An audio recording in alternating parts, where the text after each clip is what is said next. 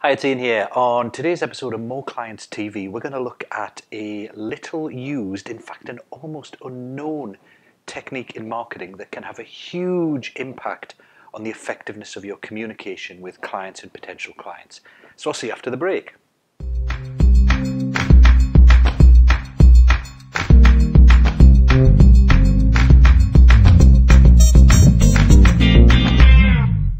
Hi, welcome back. One of my favourite sayings in marketing is the piece of advice that John Caples gave, that you've got to enter the conversation going on in your prospect's mind. So in other words, if they're over here, if they're thinking about something over here, it's no good you kind of interrupting them and saying, no, listen to me, I want to talk about this.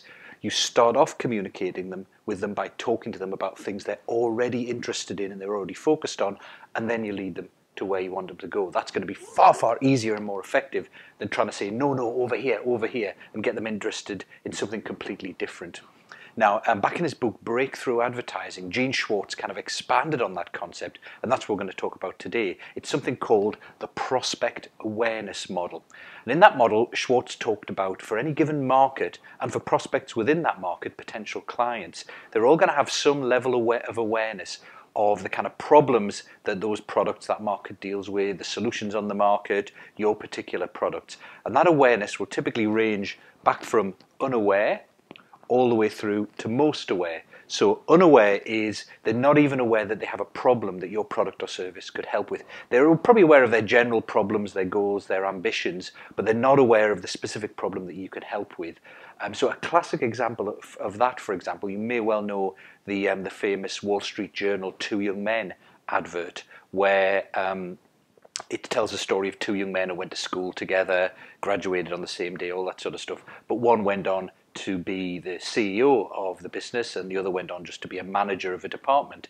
And it implied that the difference between the two was that one got a better business education information through the Wall Street Journal and the other didn't. Now, prior to reading that ad, most people are unaware that they need or want better business education, better business information, or in particular, stuff from the Wall Street Journal. So because of that, what they are aware of, what the advertiser, Martin Conroy, I think, was aware of when he wrote that ad, was that people wouldn't be aware of that in particular. It's not something people go around thinking, but they are aware that they want to get on in life, they like to do as well as they possibly could. So he started by telling a story and getting people interested in the story, led on to one was successful, one wasn't successful, and then led that on to that was because he had a better business education, and that was because he read the Wall Street Journal.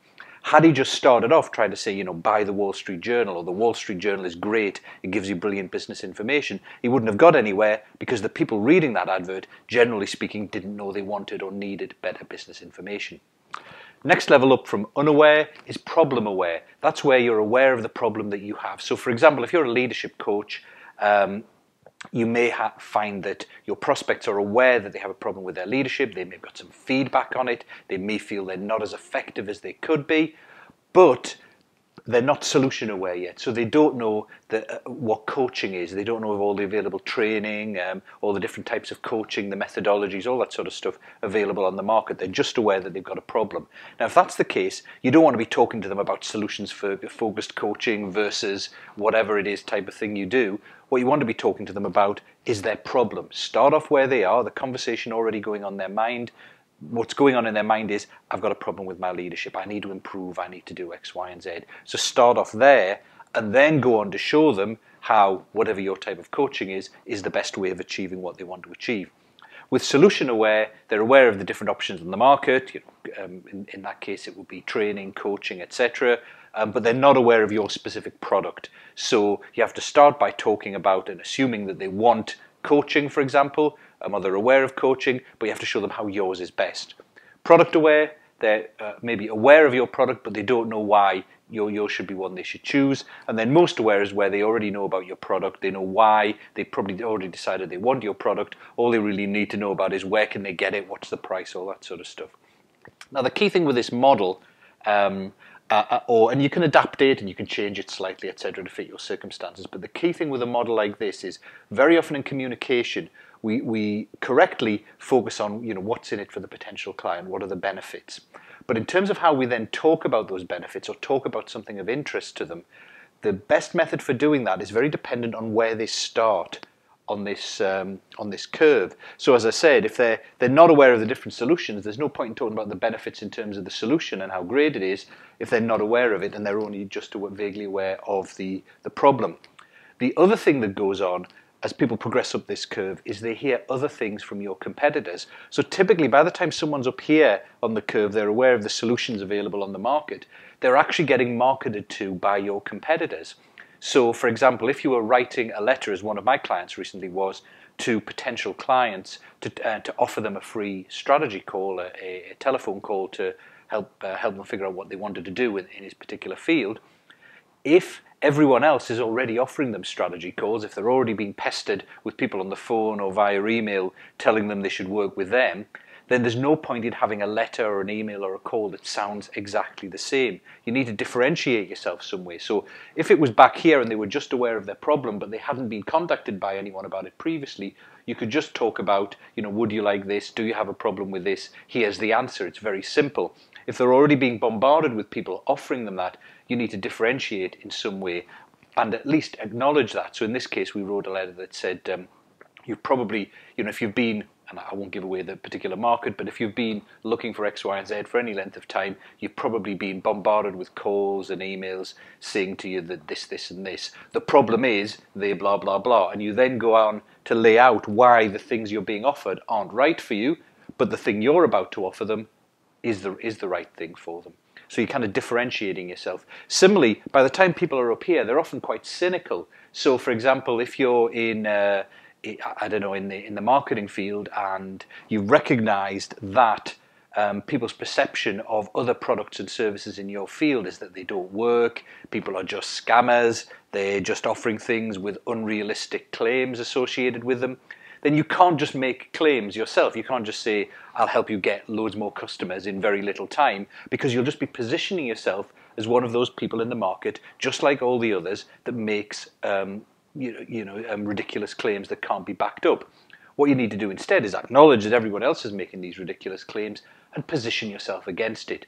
So for example, you could position yourself as the person who tells the truth, who's straight talking, etc. And again, you might in your marketing say you've probably heard people claiming that X, Y, and Z, or maybe this is happening, or the truth about growing your client base, why you really can't get 1 million clients overnight or whatever, but what you can do instead. So whenever you're communicating with your potential client, yes, the place to start is what the benefits are and what's in it for them, but then think, where are they on this prospect awareness model? What do they already know? And therefore, how should I communicate? Should I communicate to them about the problem? Should I communicate to them about the solutions generally? Or should I start by communicating about my particular product and how it differs from the other solutions? And what have they already heard from my competitors? What are my competitors saying? Now, how do you know that? Well, you may well know that because you've been involved in the market, you're in and around the market, you talk to those clients quite frequently. If you're talking about advertising on Google AdWords, you can see what everybody else is advertising on AdWords. You can look at that and see what level that implies people are at, and what people pitching products or solutions. Are they talking about problems? How can you differentiate from what they're already saying? Or you can do, as I did yesterday, and send a short survey out to your email list or potential clients or people you know, and just ask them, not this time about, as you might often do in a survey, about what they want, but about what their perceptions are about your particular field, about the different products and services available on the market, and their attitude towards them. That will tell you, on the assumption that you know what they want, that will then tell you how you should communicate with them, because it deals with what they already think, where their mind is currently at. So going back to that John Caples quote, you can then enter the conversation already going on in their mind and have a much more effective communication.